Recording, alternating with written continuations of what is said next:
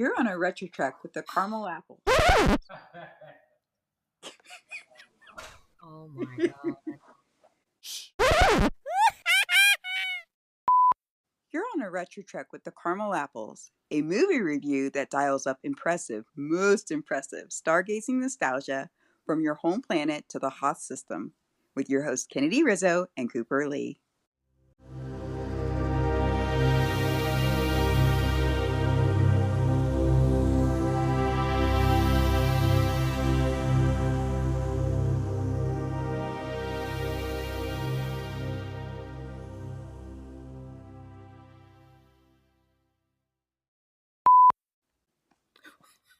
Okay, so this week, as you heard in our intro, this is no ordinary week, is it, Cooper? It is not, but it is so exciting, isn't it? It is. And this week, we, the Caramel Apples, are more than willing to give you our bona fide caramelicious movie review for Revenge of the Sith, the 20th anniversary limited viewing for the audiences.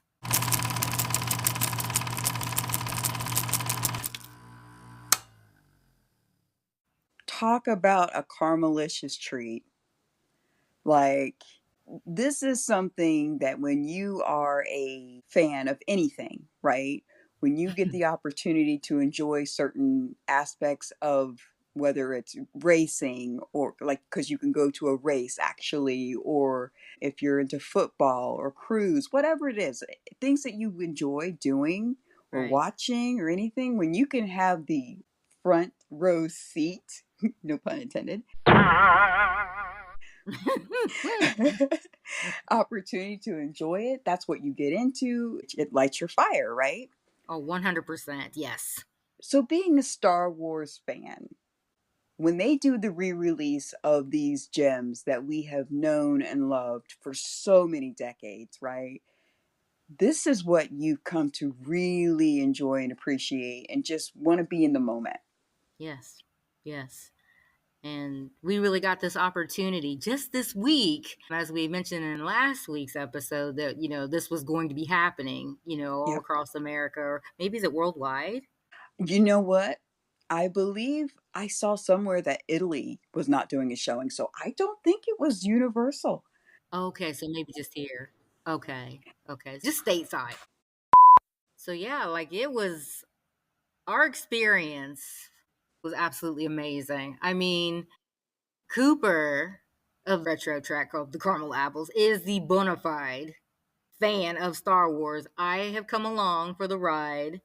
Yes. But I get really amped up and excited all over again. Like whenever we cover any topic, but like Star Wars, since I'm not the true and tried fan, I do get pretty amped up and excited about it. So like this was pretty fun for me. And Cooper, of course, she was over the moon about all this. She was, she was jetted off to the Hoth system, if you want to call it. Right. But we actually had our younger brother, little Bubby. He was with us. So that made our occasion even more special. That's right. He enjoyed himself too. Like we had a Mac Daddy experience to watch Revenge of the Sith 20th anniversary, didn't we, Coop? We most certainly did. And the fact that it's 20 years since we did that 20 years ago, that was our group. So, we had one other, but, he doesn't live near enough to even do something like that. So the rest of us live close enough that we could arrange our affairs so we could make it happen yesterday. Now, a lot of you were able to get in on it, opening night, which was April 25th. And for a lot of you, or no, we'll say probably just a small few of you, truthfully, got the experience of having Samuel L. Jackson and Hayden Christensen coming in and introducing the movie in person for you at the El Capitan Theater in LA. So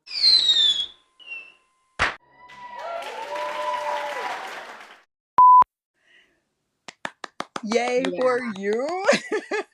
We got scammed. Like, that is awesome. I know. It's like, I would love to know, did any of you know that was going to happen? Or was that like a complete, what? What is going on moment?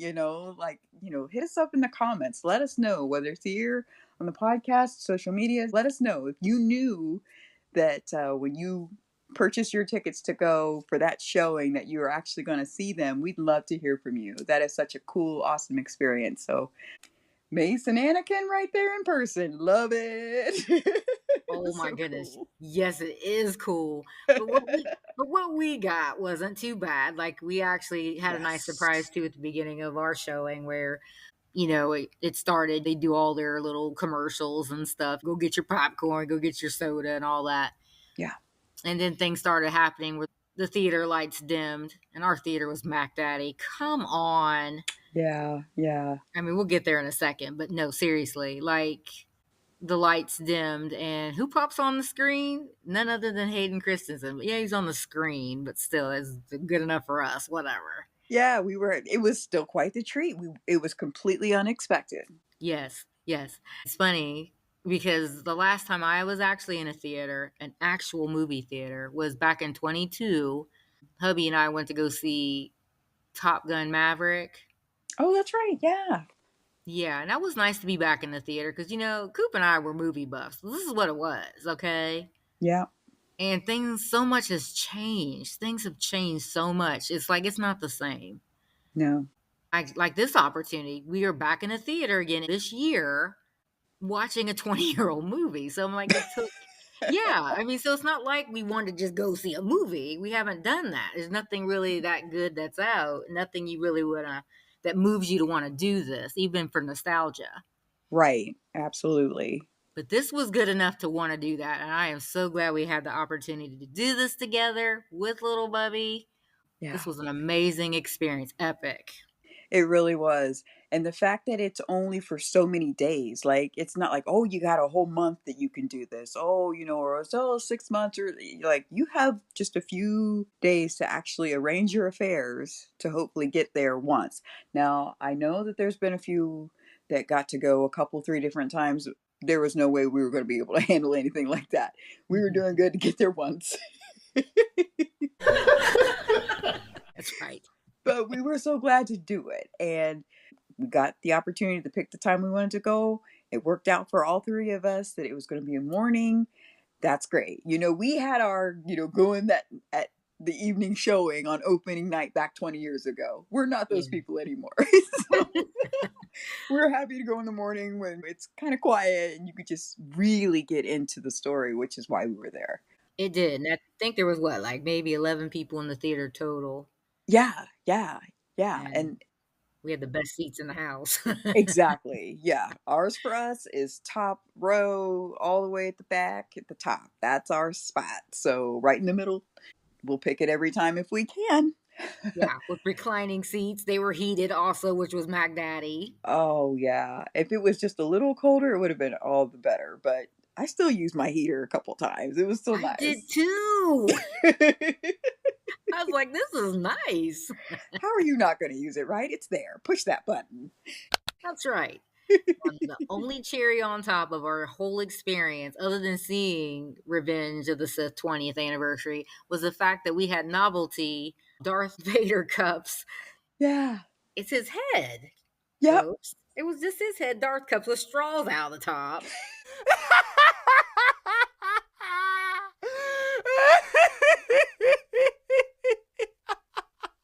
But it's the actual Darth Vader heads. All three of us had one. They were sitting there. They were We did. awesomely cute.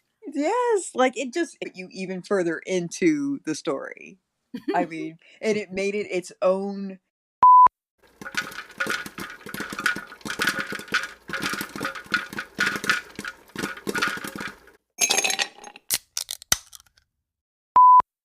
Yesterday was just one for the books, right? It's just one for the memory books because that was the 20-year experience now. Like it's different from the original one. It's different, but it made it its own event, and it was so awesome. It was so awesome. So, what were some of the things that you liked about it that you want to share with the fans that watching it for a second time? What was it that you really was like, woo? Well, I have to say, with the fact that it's being Revenge of the Sith, there is so much action, right? It's Yeah. this is coming off of the Clone Wars, they're really involved with the Empire trying to come into power. The Jedi are fighting with a lot of different droid armies and things like that. There's just a lot of action going on, and I love the fact being in the theater that you can feel it all around you. Mm-hmm. Like you hear those lightsabers ignite. It sounds like it's behind you, it's beside you, it's everywhere. Oh, 100%. So it's like it just draws you further into the story. Like, and yeah, you can watch it at home, and obviously it's nice to be able to pause and do whatever, rewind certain spots or whatever. But there's something about just being in the theater for opportunities like that. And I would say I do. This was my first time being back in the theater like you. I hadn't been at all since the pandemic even started. I literally had not walked into a theater since probably, I want to say 2018. Oh, wow. Yeah, whenever Endgame came out, I think Endgame was the last one I saw in a theater, Okay. whatever year that was. So Okay. definitely pre pandemic. And it was nice being there and enjoying this 20-year-old flick.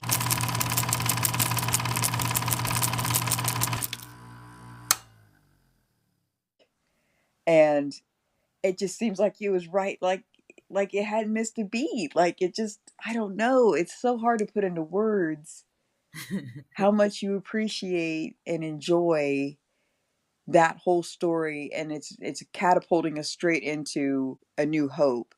And if there could be anything that I would love to have added to that, it would have been that we could have just done a movie marathon of all six. Oh, yeah, that would be pretty cool. Oh, you could sign me up today.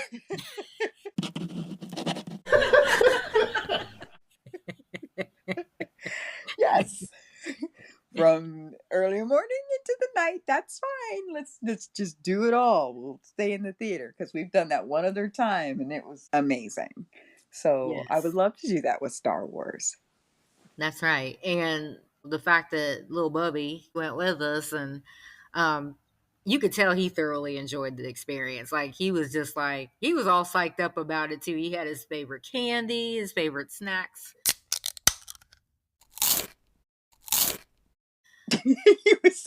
He set up camp. He really did, didn't he? Like he had it all laid out there. He had his seat all reclined, and he was just like, "Yeah, this is the business, right?" You know. Yeah, he was in for the long haul. He was ready. Completely ready.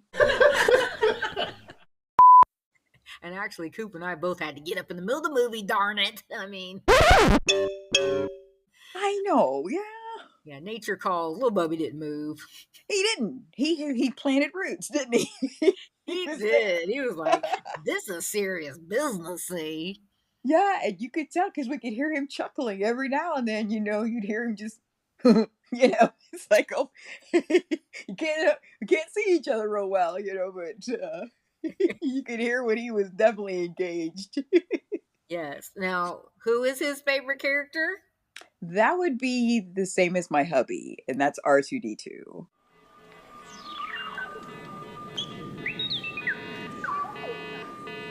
Oh, you can't go wrong with R2. He's just so cute. I'm sorry. That's right. Who's your favorite character, Coop? Now, my favorite character is Han Solo. Oh, okay. So you didn't get to see him in this particular No, installment, but no.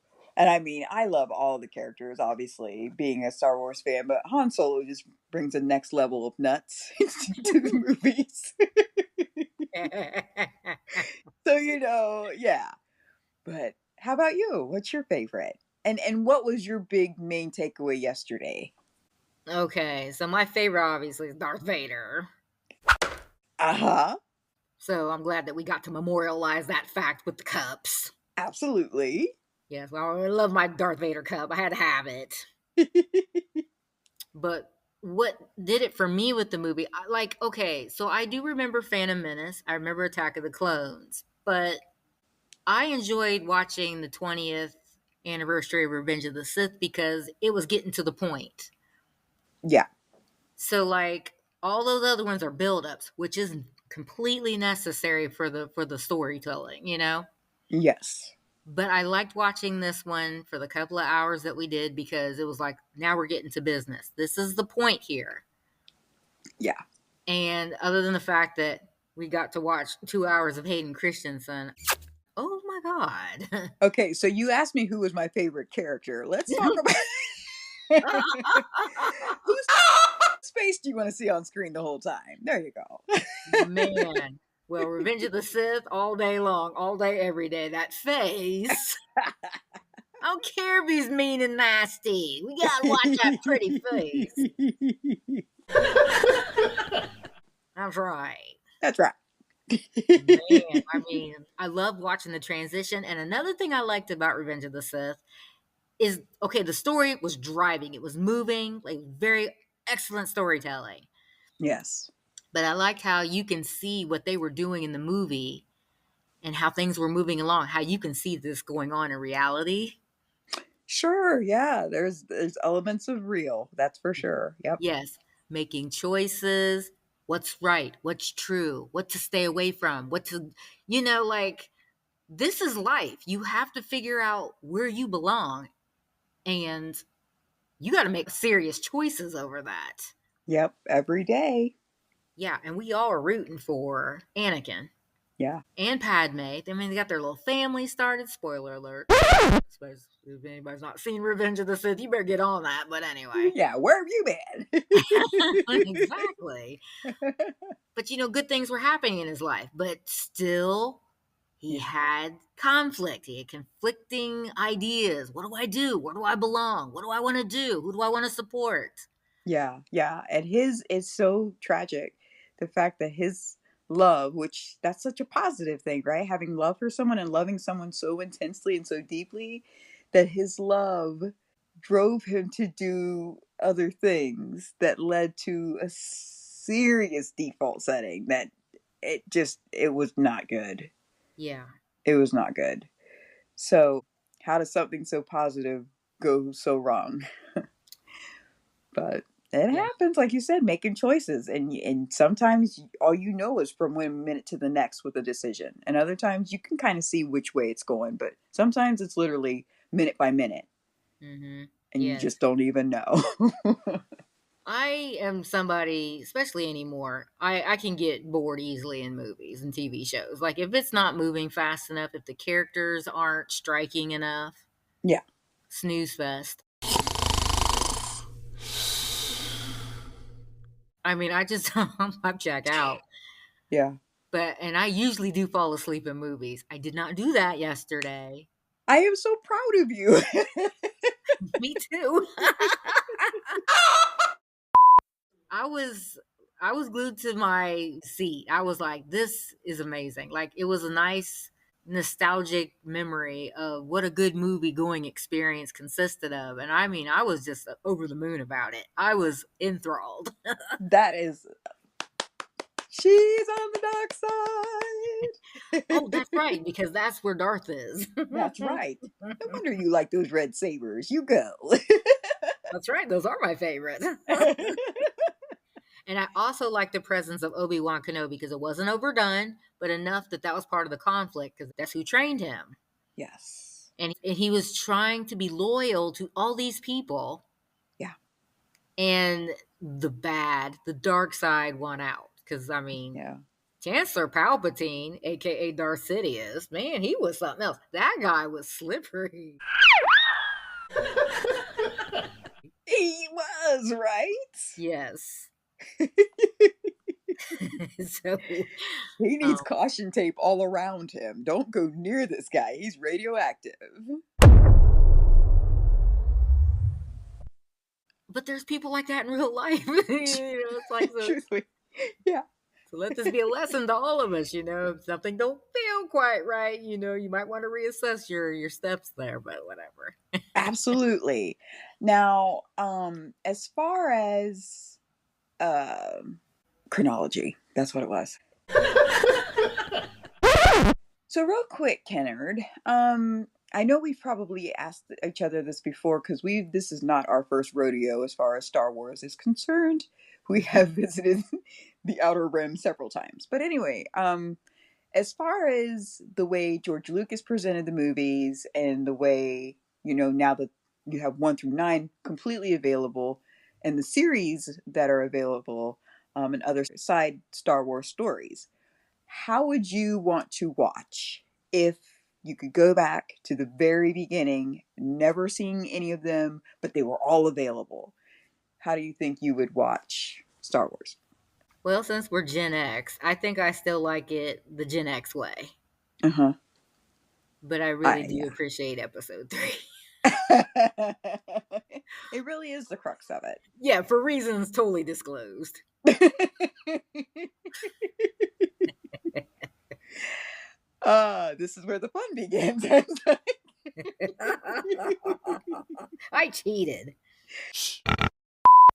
So, like, little bro, he is in agreement with us. So he's not Gen X. Our little bro is not Gen X, but he is No. obviously right behind us. He's a millennial, right?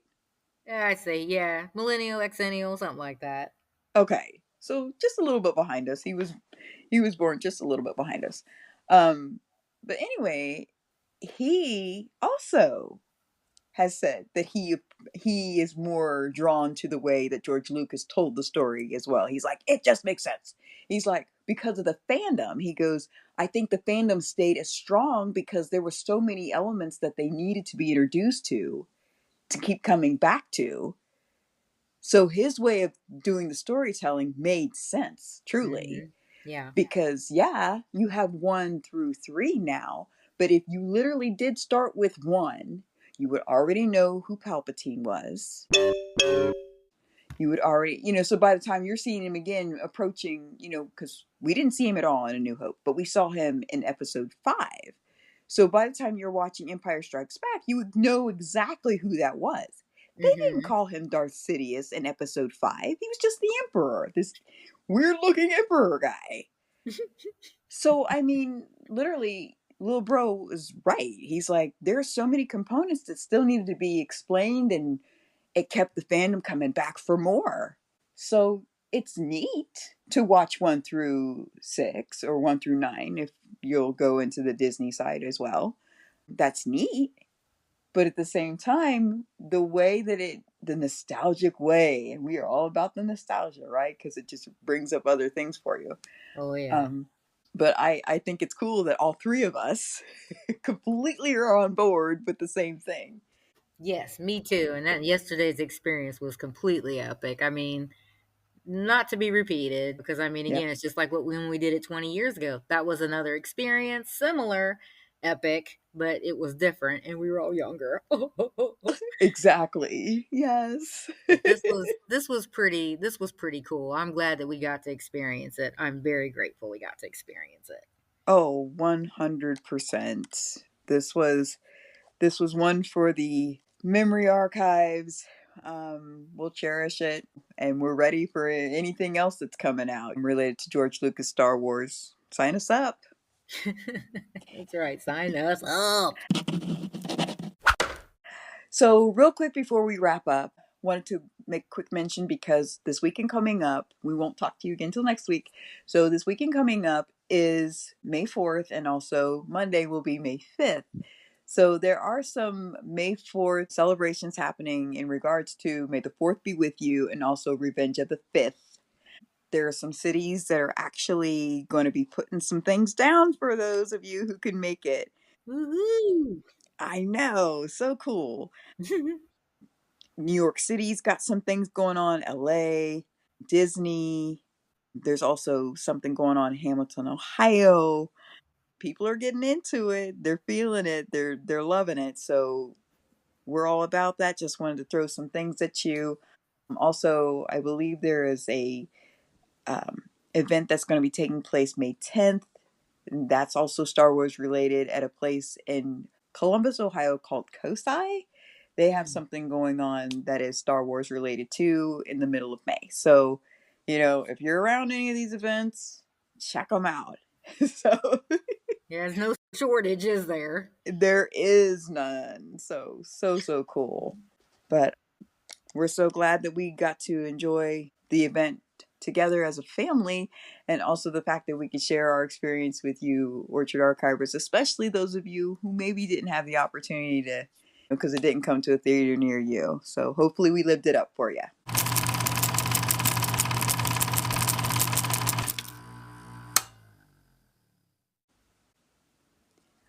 Oh dear.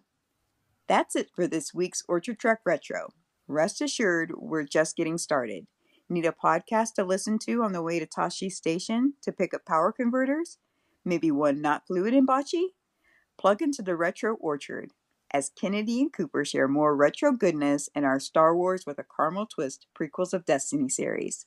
We have a good feeling about this.